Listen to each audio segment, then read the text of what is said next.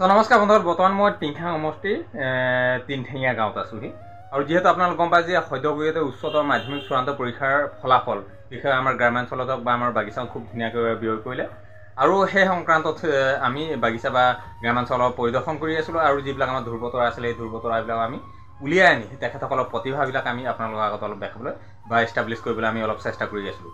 ত' আজিৰ পৰা 2 দিনৰ আগত আমাৰ সকলোৰে চিনাকি শ্ৰদ্ধাৰ পলাশ চেতিয়া ছাৰে তেখেতে এটা আমাৰ যি ধমল হালমাৰী শাখা সাহিত্য বা যিটো গ্ৰুপ আছে সেই গ্ৰুপত এটা মেছেজ এৰিছিলে, য'ত তেখেতে শ্ৰদ্ধা আমাৰ হৰেণ ডেকা বৰুৱা ছাৰে ফোন কৰি জনাইছিলে যে ফোনৰ যোগেদি জনাইছিলে যে যিদিনাখন উচ্চতৰ মাধ্যমিক চূড়ান্ত পৰীক্ষাৰ ফলাফল ঘোষণা কৰিছিলে সেইদিনাখনে বিশেষকৈ উচ্চতৰ মাধ্যমিক চূড়ান্ত পৰীক্ষাৰ ফলাফলত আমাৰ ধমল উচ্চতৰ মাধ্যমিক বিদ্যালয়ৰ পৰা দীপশিখা বৰা নামৰ এগৰাকী ছাত্ৰীয়ে খুব ধুনীয়া এটা ফলাফল কৰিছে আৰু এই দীপশিখা বৰাই বিশেষকৈ ধমল উচ্চতৰ মাধ্যমিক বিদ্যালয়ৰ ভিতৰত সৰ্বোচ্চ নম্বৰ লৈ পিনে তেখেতে সফলতা আনিবৰ কাৰণে সক্ষম হৈছিলে।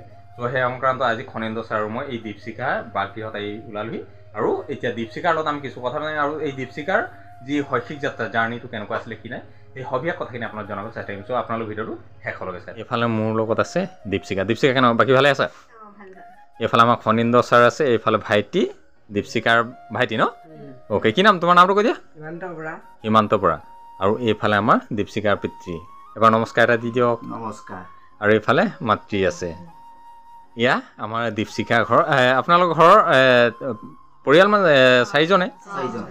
খুব ধুনীয়া এটা পৰিয়াল। আৰু আমাৰ এই বেক চাইড আছে খনেন্দ্ৰ ছাৰ। চ' দীপশিখা, ইমান ধুনীয়া এটা ৰিজাল্ট, এইটো মমেণ্টত কেনেকুৱা লাগিছে তোমাৰ?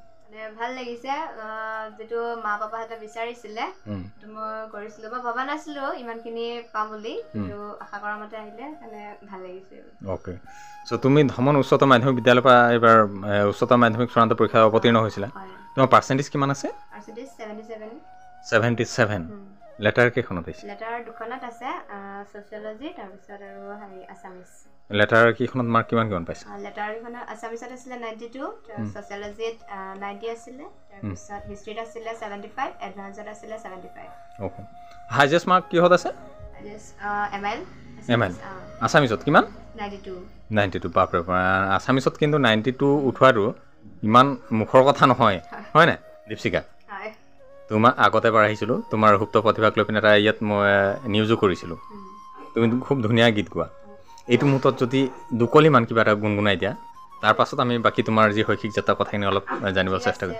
বিহু বতৰ চলি আছে, নিশ্চয় বিহু কলিয়াটি গুণগুণাই দিছোঁ। ঠিক আছে। ও দেহিও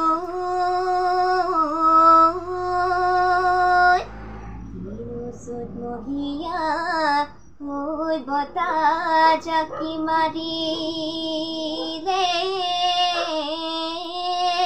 ঐ গছে বনে সলালে ঐ পাত, কিনো অসমীয়াৰ ঐ বিহুতি আহিলে,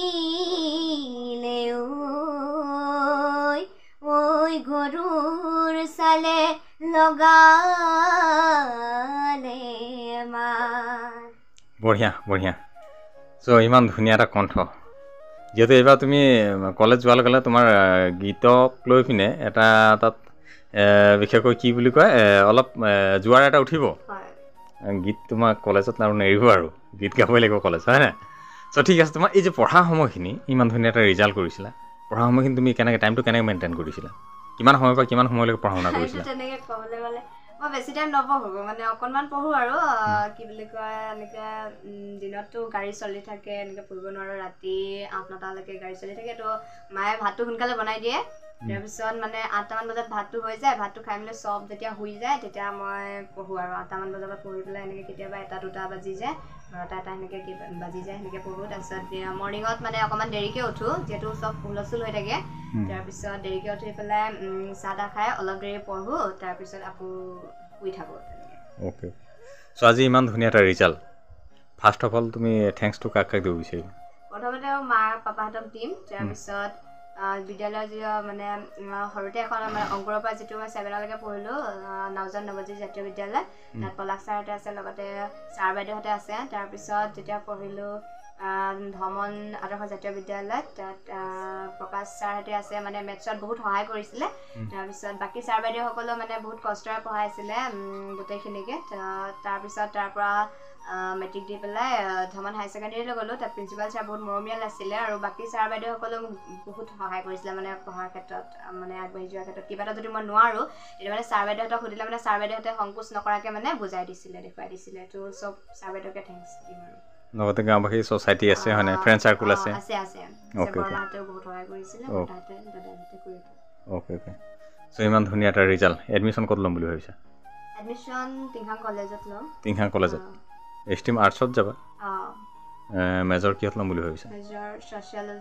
ছ'চিয়লজি বঢ়িয়া আছামিছত ল'ব পাৰা নাই আছামিছত মেজৰ ল'ম 92 আছে নালাগে আছামিছত নোলোৱা অ'কে চ' ঠিক আছে ইন ফিউচাৰ ড্ৰিম কি ভাবিছা মই টিচিং লাইনত যাব বিচাৰিছোঁ টিচিং লাইনত বঢ়িয়া আজিৰ তাৰিখত টিচিং লাইনত প্ৰায় কম ল'ৰা ছোৱালীয়ে কয় হয় নাই চ' এটা ইউনিক তোমাৰ চিন্তা চ' ঠিক আছে তো এট দ্য এণ্ডত বৰ বেছি তোমাৰ পৰা সময় নলওঁ তো এইটো মুহূৰ্তত তোমাৰ পৰা আৰু এটা গীতৰ কলি অকণমান এটা যদি গুণগুণাই দিয়া তাৰপাছত বাকী দুই এটা কথা পাতিম নে আমি ব্লগটো সামৰিম ঠিক আছে মই এটি আধুনিক গীত গাই দিছোঁ ঠিক আছে জেতুকা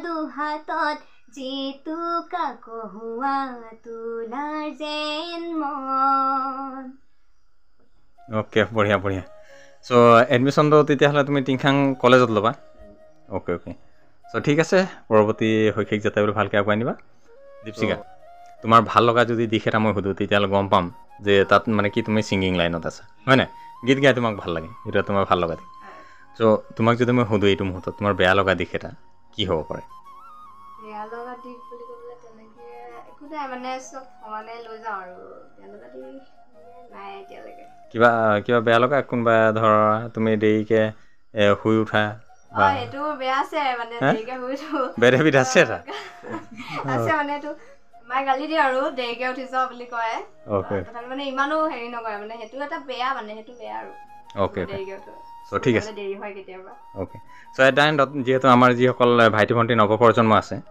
সিহঁতক লৈ তুমি এইটো মমেণ্টত কি ক'ব বিচাৰিবা মানে সিহঁতক ক'ব বিচাৰোঁতে যে সিহঁতে মানে যেনেদৰে সিহঁতি সপোন দেখিছে সেইটোত মানে সফলতা অৰ্জন কৰিবৰ কাৰণে তেওঁলোকে মানে কষ্ট কৰিব লাগে কাৰণ কষ্ট নহ'লে আজিকালি একো নহয় চ' নিজৰ মানে ভৰিত থিয় হ'ব পৰাকৈ কিবা এটা কৰিবলৈ সিহঁতক ক'ম মানে যাতে সিহঁতে পিছত নিজে কিবা এটা কৰিব পাৰে অ'কে চ' ঠিক আছে ধন্যবাদ থাকিল চ' এয়া বন্ধুসকল দীপশিকাৰ লগত কথা পাতিলোঁ আৰু দীপশিকাৰ ভাল লগা বেয়া লগা দিশখিনি শুনিলোঁ আৰু দীপশিকাই বিশেষকৈ বৰ্তমান তাৰ অন্তৰত সোমাই থকা যি প্ৰতিভাখিনি আপোনাক অলপ দেখাবলৈ চেষ্টা কৰিলোঁ দীপশিকাৰ যি শৈক্ষিক যাত্ৰা কি ধৰণে আগুৱাই নিছিলে কি ধুনীয়া তেখেতে কি ধৰণে তেখেতে চেষ্টা কৰিছিলে আৰু তেখেতে কি ধৰণে তেখেতে ঘাট প্ৰতিঘাত সংঘাতৰ মাজেৰে গৈ পিনি ইমান ধুনীয়া এটা ৰিজাল্ট আনিবলৈ কাৰণে সক্ষম হ'ল এই সবিশেষ কথাখিনি আপোনালোক জনাবলৈ চেষ্টা কৰিছোঁ আপোনালোকে ভিডিঅ'টো ইমান দেৰি চাই থকা কাৰণে সকলোকে আন্তৰিক ধন্যবাদ জ্ঞাপন কৰিছোঁ আৰু আপোনালোক যিমান পাৰে দীপশিকাক অলপ মৰম কৰিব অলপ আশীৰ্বাদ কৰিব যাতে